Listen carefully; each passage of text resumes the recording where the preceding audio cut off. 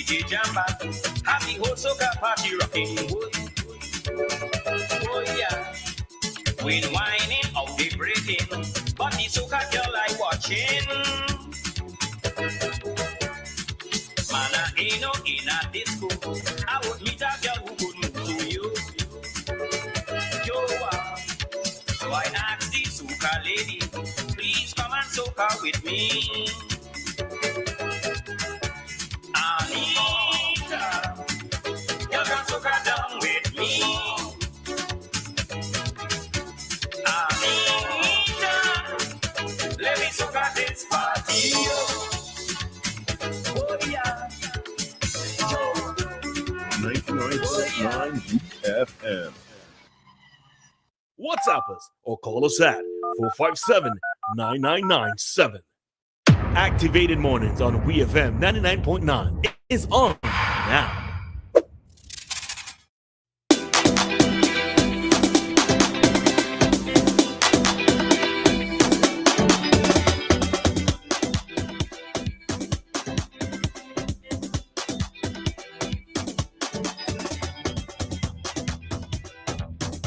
All righty, so we are back with you for another segment of our Activated Mornings program here on WEFM. Now, usually at this time, we would expect commentary from Kingsley the Freitas, but he called already. So, all right, so guess who's on the line? Good morning, Roleza. Good morning. Good morning, Dianna. Good How morning. are you guys? Yeah, all right. What happened? You spy an Anta. I am here doing my exercise and you just come on with this song. Well, and guess what? It's motivation. So I knew, right? I sensed it. I am serious. I'm here doing my morning chores and then I listen to the traffic with Kings and everything, man, and I'm walking out and you come on with this song, but you cut it too short, man. Well, we are going with segment. I know. I'm going. I'll come back if need be. If not, you guys enjoy. Have a blessed one. You as well, Anita. Thank you. Will do. Bye-bye. All right.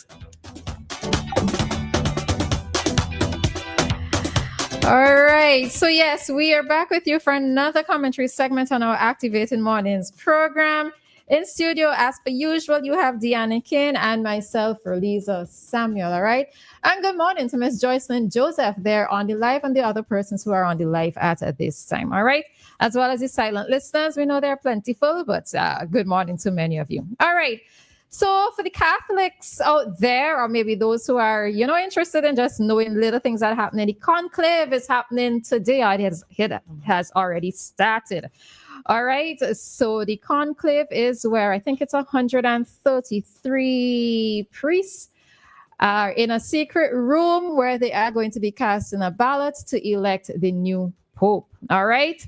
So for those of you who might be curious as well, I didn't know until this morning, so I'm going to act like I knew the whole time. But the word conclave actually means with key. It's a Latin word that means with key. All right. So I guess they have the key to elect the next Pope, if I'm interpreting that correctly. All right. So I think they're saying from the news that I heard this morning, Italy has, I think, the most persons in the run-ins in terms of nominations. There are 17 and the US has 10. But there are hopes that the new Pope or a new Pope that would be elected would either be Asian or African, right? And somebody who is a little bit more liberal, as in keeping with, what's the last Pope name, boy? Francis, Pope Francis. All right, so when we see the white smoke, when you look at TV and you see the white smoke, it means that a new Pope has been selected. So the conclave is on the way. So who would be the next Pope? Do we see an African Pope? I'd like to see an African Pope. Hey. Yeah. All right. Anything? No, I was gonna ask a question, but I'll ask you that off air. Never mind. When you say African Pope, but let's just go from there. So you're looking. So let me see if I can read Diana's mind. An African Pope, and we talking about colonizers who came back in the day and da. Is along those lines? No. Oh, okay. No. No, that's it. Just to add, not to that, but it's Nurses Week, Nurses Month. Nurses have been celebrating. So I just want to big up all the nurses this morning. Well, Joshua is sending his greetings to all of the nurses as well, and I just want to join him in sending some, shout outs to the nurses, those wonderful friends I have that are nurses. They are excellent nurses. I know that because that's just who they are as people. I also want to big up the nurses on the Peds ward at the Milton Keaton Memorial Hospital. Yeah, big up yourself. Best ward at the hospital. Best place. Best place to be. I should go there. The Peds ward. Yep. I should go there. I would recommend that. Yeah. You understand what context I meant that? I was joking. Never mind. Don't bother. No, I thought you meant to go there as an adult. I wasn't thinking about the other context because in my mind that's not happening. Okay. Yeah, is that event? All right, so we're going to get into this, right? So on the Issue at Hand program on Sunday, they being the moderators, Cecil Ryan and Joel Providence. So P. John didn't turn up on Sunday. But they had an interview with Peter Wickham, who is a pollster, a well-recognized pollster within the region. And I thought that the conversation itself was interesting. Now, I am not necessarily one who believes in polls because I believe that people can say anything when a poll is being conducted and it's not necessarily truthful or accurate. As we discussed last week, was it the Sentinel Group as the name of the group? Mm-hmm. Sentinel Group, they quote unquote have been conducting polls and we're seeing, several results coming out of these polls, although I still poke holes in the information that is being shared within those polls that they're conducting. But the conversation was interesting on Sunday. But my takeaway from the conversation had to do with 2 points that Mr. Wickham made. So we're actually talking about, are there any lessons that we can learn from TnT's elections? All right. So one of the points that he made was that there was a low voter turnout. I think it may have been the lowest in the history of Trinidad or in the recent history, which caused the UNC to win. All right. So he was saying, I'm reading this from Eyewitness News. So Mr. Wickham was making the point that there was a low voter turnout, which allowed for the UNC to win. And part of the reason was that persons seem to have just been fed up of the PNM, and they maybe did not think that their vote may have mattered, or they were indifferent as to who it was could or should be in power. So persons did not turn out. All right.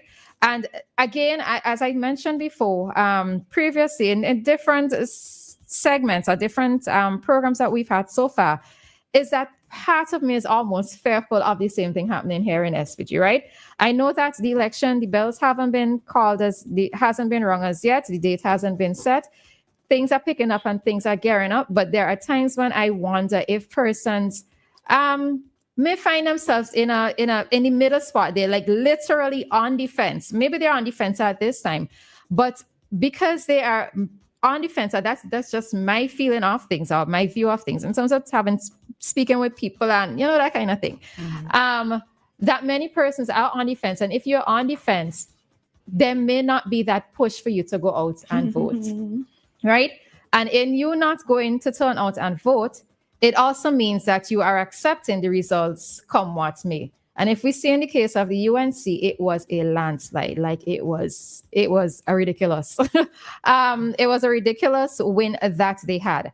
And it's not, from what Mr. Wickham said, or what I gathered is that it's not so much a case of there being confidence in the new prime minister, but it's just that persons were a little bit indifferent. Mm-hmm. All right. So we could probably take it point by point. So any thoughts with regards to that? I feel the same way about you as it relates to the indifference, especially when it comes to the younger people. A lot of younger persons, they either just don't have time to be going back and forth with the parties, or they're just not interested in voting. They're just not interested in that aspect. To them, it's like, you other folks go on out and do, and we will accept whatever is.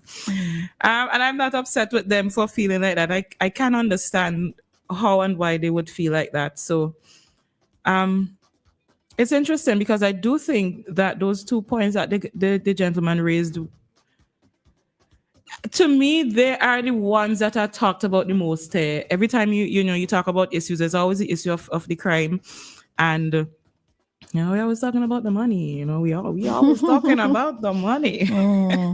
So yeah.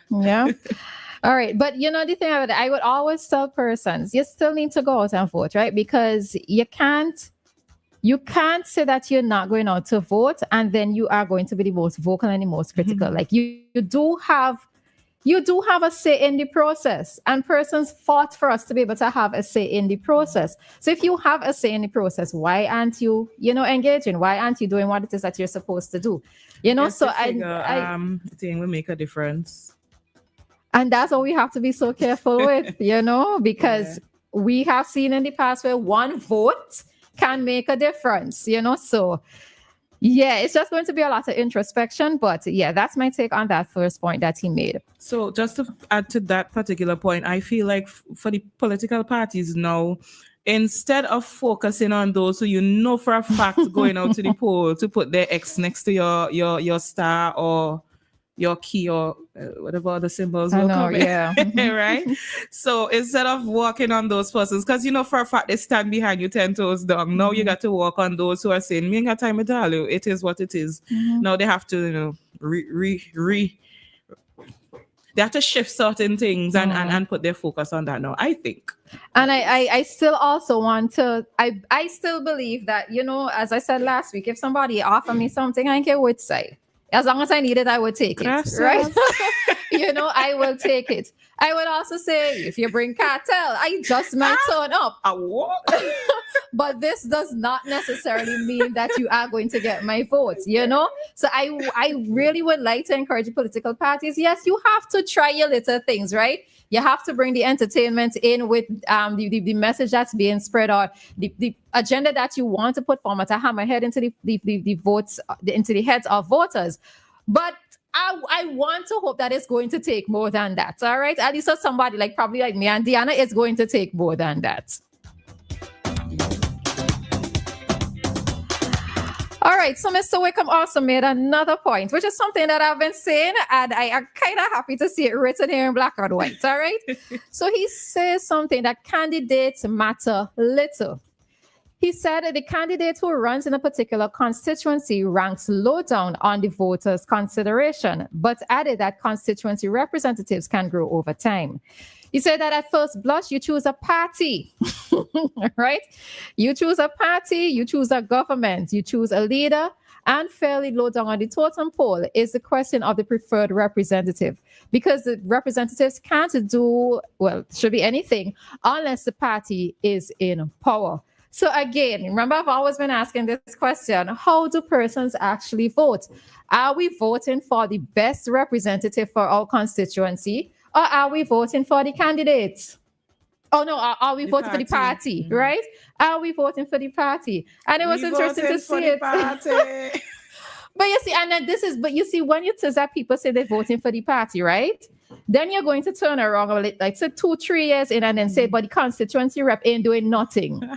Because when I voted for the party, I expected the party to put what they need to put into the constituency rep. But then it doesn't work that way, because on the national agenda, there are going to be things that are going to have to be dealt with. So sometimes even at the constituency level, depending, things are not necessarily going to be pushed. See, because that, and then I feel all of that now goes back to the topic that we have about not being able to engage in proper political debate, because people don't think about those sort of things. And that's why, they can't come up with a valid reason. For some, I think they kind of come up with a valid reason as to why they support their party. For some, it's hereditary. It was passed down, granny, mommy, uncle, whoever. So for them, it's just, I'm just continuing to support my party. And they're not going to think about all of those things until after, when you're living in the reality and like, wait, boy, I wanted this, or I wanted that, but I mean... Yeah, and then you turn around, cost the constituency rep, when, this is, you vote, if you voted based on party, then for me, you are going to be voting for the national agenda and not necessarily for what it is that you want to see done within your constituency, because that's not solely left up to the constituency rep, so... It's just interesting there, but as the time goes by, as the days go by, as the months go by, we will see how everything turns out here in SVG. But it's just, it was just an interesting conversation. There's another thing that he pointed out, but it's not mentioned in the article. He was making a point, he being Peter Wickham was making a point of women in politics, and that Penelope Beckles, the opposition leader in TnT, that she is not as, I think he said something to the effect that she's not as out there and she's not as aggressive. And he's saying that one of the things that he's noticed is that women in politics have to be aggressive, right? They have to almost come across, as a manly in a sense, where when you look at persons like Mia Moore Motley, Dame Eugenia Childs back in the past, many of the women in politics have to come across aggressive. And part of me wonders, is it a case where because they have to fight to get their voices heard among so many males in society, amongst their fellow male colleagues, amongst the persons in their constituency who they need to get to vote for them? Do women have to take an aggressive stance? And it's not just in politics, I was just about to say that. In life in general, we always have to work extra hard or put in this extra effort to prove to men that we're capable and we can do these things that you can do. Or if, basically that we just have to always put in that extra effort. We're probably not the same. And it's not even that, it's that, but along with the fact that in order for us to be taken seriously, we have to adopt a particular tone of voice. We have to adopt a particular stance, especially if you are a female head in an organization. It's almost as if you have to put in that extra. I remember there was one time, personal story now. I remember there was one time I had to make a call to a particular place, right? And I felt like I wasn't getting the results that I needed to get. So, of course, on the phone, my voice is very authoritative. And then the person, when they saw me, the person's like, oh, it was you who was calling this whole time. Are you looking for this big strapping woman? I said, well, yes, because it didn't seem as if you were taking me seriously. I had to put on that commanding type of voice in order for you to do what it is that I was asking. I mean, it was a paid service, but so that is also another thing, is that for us as women, do we have to come off in a particular way in order for men to take us seriously? So we see this in politics. We see this in our everyday life. We see this especially in the workplace. So that was just another thing that came out from the conversation on Sunday. All righty. So with that, we are heading on out of this segment. And our time here in SVG, it is 8:02. And our time check came to you with the compliments of New Haven Funeral Home.